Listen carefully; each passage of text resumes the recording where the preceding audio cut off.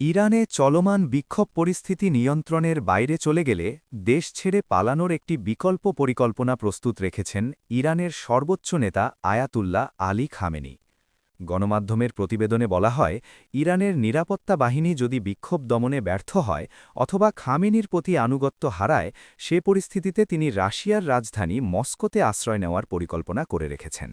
এই পরিকল্পনা অনুযায়ী খামেনি তার ঘনিষ্ঠ সহযোগী, পরিবারের সদস্য এবং সর্বোচ্চ ২০ জনের একটি ছোট দল নিয়ে ইরান ত্যাগ করতে পারেন। এই দলে রয়েছেন তার পুত্র ও সম্ভাব্য উত্তরাধিকারী মোজতবা খামেনি। এ বিষয়ে ভারতের গণমাধ্যম এনডিটিভি দিল্লিতে অবস্থিত ইরানি দূতাবাসের সঙ্গে যোগাযোগ করে। দূতাবাস জানায়, ইরান ইরাক যুদ্ধের সময় খামেনি যখন দেশ ছেড়ে যাননি, তখন বিক্ষোভের সময় পালিয়ে যাওয়ার প্রশ্নই আসে না। ইরানের শত্রুরাই খামেনিকে নিয়ে গুজব ছড়াচ্ছে বলে মন্তব্য করা হয়। তবে আন্তর্জাতিক গণমাধ্যমগুলোর দাবি, খামেনি ও তার ঘনিষ্ঠ নহল ইতোমধ্যে দেশ ছাড়ার জন্য একটি নির্দিষ্ট এক্সিট রুট চিহ্নিত করেছেন। একই সঙ্গে বিদেশে থাকা সম্পদ, সম্পত্তি ও নগদ অর্থ সংগঠনের উদ্যোগ নেওয়া হয়েছে, যাতে প্রয়োজনে দ্রুত ও নিরাপদে দেশ ত্যাগ করা যায়। গোয়েন্দা বিশ্লেষণে বলা হয়, আদর্শগতভাবে খামেনি অত্যন্ত দৃঢ় হলেও বর্তমান পরিস্থিতি মূল্যায়নে তিনি বাস্তববাদী। দীর্ঘমেয়াদী লক্ষ্য অর্জনের জন্য কৌশলগত সমঝোতায় তিনি বিশ্বাস করেন এবং নিজেকে একজন দীর্ঘমেয়াদী চিন্তক হিসেবে প্রতিষ্ঠা করেছেন।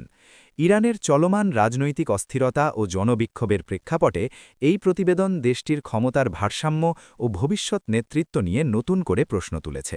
প্রাক্তন ইসরায়েলি গোয়েন্দা কর্মকর্তা বেনি সাপ্তি বলেছেন, খামেনির জন্য রাশিয়া ছাড়া আর কোনো নিরাপদ বিকল্প নেই।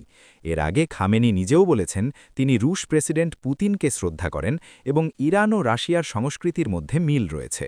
গণমাধ্যমগুলোর মতে এই পরিকল্পনাটি অনেকটা প্রাক্তন সিরিয়া শাসক বাশার আল আসাদের ব্যবহৃত পরিকল্পনার মতো।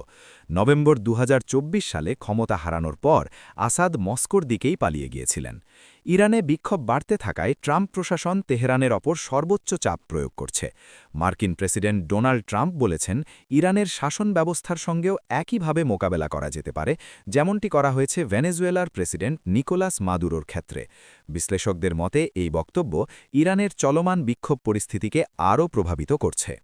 ডেস্ক রিপোর্ট, তানভীর, আমার বাংলা 24.নিউজ।